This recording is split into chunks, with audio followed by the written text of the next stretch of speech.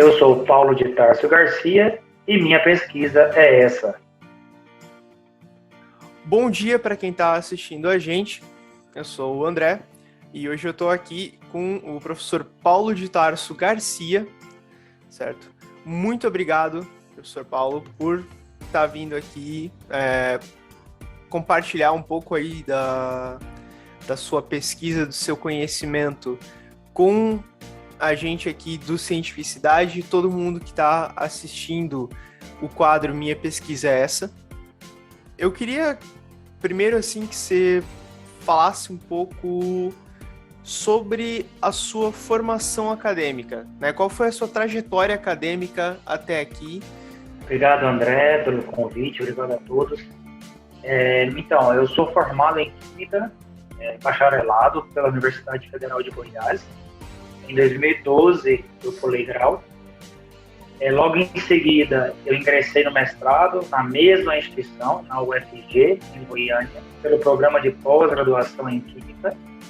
Em 2014, eu obtive o título de mestre e logo em seguida também eu já entrei no doutorado, né?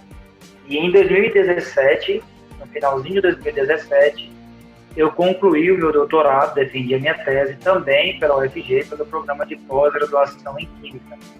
Legal, legal. Poxa, você fez tudo na mesma universidade aí, né? Já foi... Sempre era da casa. Sim, Interessante, sempre da casa.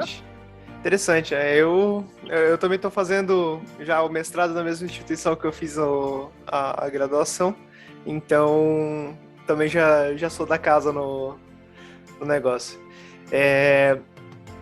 Pois bem, então, eu queria, então, agora que você já explicou um pouquinho da sua trajetória para a gente, queria pedir que você explicasse resumidamente essa parte da sua pesquisa que levou a você receber uma menção honrosa no prêmio da CAPES. Então, sempre na minha trajetória acadêmica, eu trabalhei com o professor doutor Wendel Couto, que a ideia da pesquisa dele é sempre trabalhar, desenvolver sensores, plataformas de análise, visando reduzir custo, reduzir tempo de análise, reduzir o consumo de reagentes e amostras. Então, desde a iniciação científica, no mestrado, eu sempre trabalhei com esses sensores. No doutorado, propriamente dito, a tese tem 3 capítulos, mas o capítulo que nos levou, né, a grande honra de ser mencionado na menção honrosa do prêmio CAPES de tese, foi um sensor colorimétrico que nós desenvolvemos para determinar o nível de ferro 2, né, íon ferro, no humor vítreo de cadáveres. O humor vítreo, ele é uma amostra, ele é um líquido que todos nós temos dentro do nosso globo ocular. Acontece que com o passar do tempo de morte, digamos assim, quanto mais velho está o cadáver, ocorre a quebra da barreira do globo ocular. E algumas proteínas que nós temos no nosso organismo transportam ferro para dentro do globo ocular. Então, a ideia foi estimar o tempo de morte do cadáver, que é uma informação que a perícia precisa, e atualmente era um teste, era informação que eles não vinham fazendo, estimar esse tempo de morte usando sensores colorimétricos fabricados em papel similar a papel de filtro que a gente utiliza para coar café. Então, basicamente, o trabalho foi esse, de desenvolver toda essa plataforma, a metodologia, uma reação colorimétrica para determinar o ferro e o nível de concentração de ferro que é determinado dentro do globo ocular, ele é correlacionado com o tempo de morte do cadáver. Ou seja, quanto maior o tempo de morte, quanto mais velho é o cadáver, quanto mais se passou da sua morte, mais ferro a gente espera que tenha dentro do globo ocular. E assim, a perícia, com essa informação do tempo de morte do cadáver, ela pode, ali na cena do crime, porque o sensor ele é um dispositivo de bolso, ele é um dispositivo portátil, e a detecção pode ser feita com um smartphone, tira uma foto do celular, e o próprio celular vai dizer o teor de ferro, a perícia ali na cena do crime pode elucidar algumas investigações forenses e proceder com as próximas etapas. Poxa, muitíssimo interessante. A química forense é uma área que eu pessoalmente acho interessantíssima da química, né? Que é uma aplicação extremamente direta e também é uma área bastante diferente, né? Eu já entrevistei algumas pessoas aqui e essa né, eu já vi bastante áreas diferentes, mas a química forense é a primeira. Então, eu imagino que essa pergunta ela vai ser um pouco óbvia, né? Dado a natureza dessa pesquisa, mas na sua visão, quais são as contribuições que isso traz para a sociedade? Certo. Essa é uma pergunta muito boa de se fazer, né? E a gente, como pesquisador, sempre olha o nosso projeto como as meninas dos olhos. Sempre aquele cuidado que a gente tem um carinho, um cuidado. Né? Então, André, nossa contribuição tem que ser trazer algo para a sociedade que seja útil. A sociedade investe nas nossas pesquisas, né? Muita gente não tem acesso à universidade, aos portões da universidade, infelizmente nem conhece o ambiente de pesquisa e nem sabe que está contribuindo ali com aquela pesquisa com seus impostos.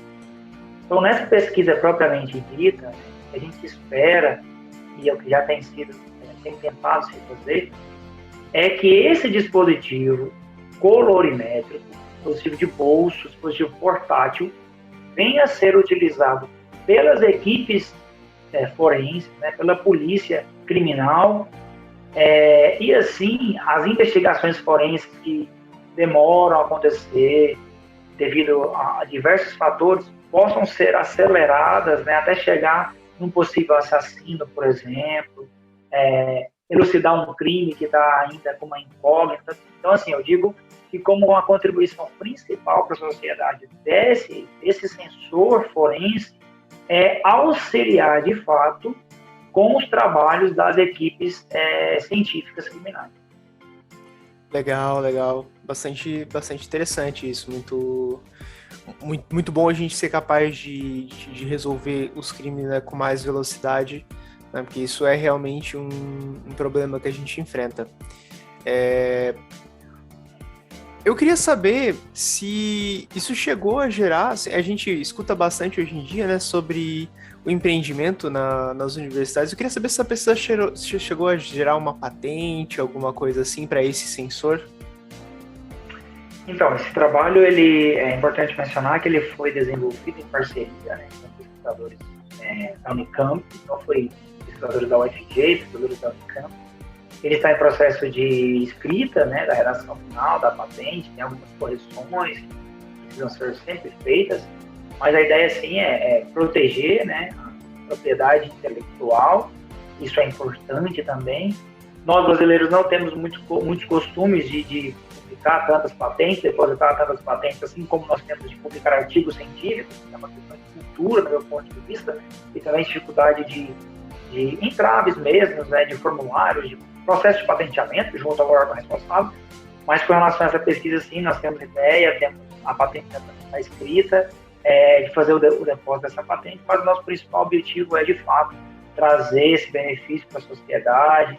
Já temos parcerias com as polícias científicas do Estado de São Paulo, polícia científica do Estado de Goiás, onde eles sempre estão nos cedendo mais amostras de humor vídeo para a gente fazer o que a gente chama de prova de conceito, mostrar a aplicabilidade do sensor proposto e sempre comparando com técnicas convencionais, que é, de fato, quando a gente mostra a confiabilidade do dispositivo desenvolvido. Certo. Legal. Eu vou te fazer uma última pergunta aqui, né? Uma pergunta que costuma ser a pergunta mais complexa, né, da entrevista, que é o seguinte: eu vou te pedir que você explique de novo a sua pesquisa, só que dessa vez que você faça isso pensando que você está explicando para alguém que acabou de ingressar no ensino médio, nunca teve uma aula de química. Tá certo, uma pergunta difícil, mas importante, né? Uma vez eu ouvi do meu orientador, é para contextualizar a sua pergunta, e se a gente quer saber se a gente explica a nossa pesquisa de uma maneira significativa, interessante, autoexplicativa, é só a gente explicar para um idoso, para minha avó, por exemplo, né? Com pouquíssimas palavras, parece que eu vou tentar fazer. Bom, eu diria que o que a gente desenvolveu é pegar um papel similar a um papel de coar café, e são feitos desenhos, trilhas, caminhos nesse papel por onde a amostra vai ser percorrida, por onde a amostra vai ser transportada. Ao final desses caminhos, dessas trilhas, alguns reagentes já foram previamente adicionados. Reagentes são substâncias químicas que estão ali impregnados na superfície do papel, esperando a amostra chegar naquele ponto, e se a amostra tiver íons ferro 2, em sua composição, o ferro vai reagir com essas substâncias que já foram previamente adicionadas, e essa reação desenvolve uma coloração alaranjada. Quanto mais ferro tem na amostra, mais intensa é a coloração desenvolvida, ou seja, mais forte fica o alaranjado desenvolvido. Então, o papel, em algumas regiões, vai adquirir coloração alaranjada. Então, essa resposta a gente chama de resposta qualitativa. A olho nu, eu já consigo perceber se tem ou não ferro. Mas como nós estamos preocupados em dosar a quantidade de ferro, determinar a quantidade do ferro, o que a gente faz é tirar uma foto, ou isso pode ser feito com um celular, com um scanner, com um microscópio. Eu preciso obter uma imagem e, com o auxílio de um software gráfico ou um aplicativo de celular mesmo, que hoje já tem disponível nas lojas de aplicativos, o que a gente faz é analisar a cor, a intensidade de cor no próprio aplicativo. E aí o aplicativo do celular vai nos dizer, vai correlacionar a intensidade da cor com a concentração de ferro. E o que a gente faz como pesquisador é obter essa informação de concentração de ferro, de nível de ferro, e correlacionar com o tempo de morte do cadáver. Se é 1 dia, 2 dias, 3 dias, ou menor do que 1 dia. Nós conseguimos também, André, determinar o intervalo de morte em termos de horas. 1, 2, 3, 10 horas de morte do cadáver. Basicamente, essa é a explicação que eu daria. Legal, bastante interessante e bastante informativo. Então, é isso, né? Novamente, muitíssimo obrigado, Sr. Paulo, por estar aqui dando essa oportunidade de a gente te entrevistar, né? Compartilhar esse conhecimento aí com o pessoal. Quem está assistindo aí, se gostou da entrevista, deixa um like aqui embaixo. Não esqueçam de seguir as redes sociais do Cientificidade se vocês querem ver mais conteúdo como esse, certo? Professor Paulo, quer falar alguma coisa? Bom, só gostaria de agradecer, né, primeiramente vocês, Cientificidade, pelo convite. Enfatizar que é importante, né, nós que estamos vivendo aí por causa da pandemia, tempo remoto, é importante cada vez mais divulgar a ciência não só para a comunidade acadêmica, mas para toda a sociedade, a comunidade geral. É isso que vocês têm tentado fazer. Então, agradeço o convite, né? Quem ficou com dúvida, interessado, pode me seguir lá no Instagram, né? @petarsogarcia, e buscar meu nome lá no livro lá. Você vai encontrar meu e-mail, a gente pode trocar mais informações. A gente está sempre aberto aí a parcerias, não só científicas, mas trocar ideia, conversar sobre qualquer assunto. Eu agradeço pelo convite.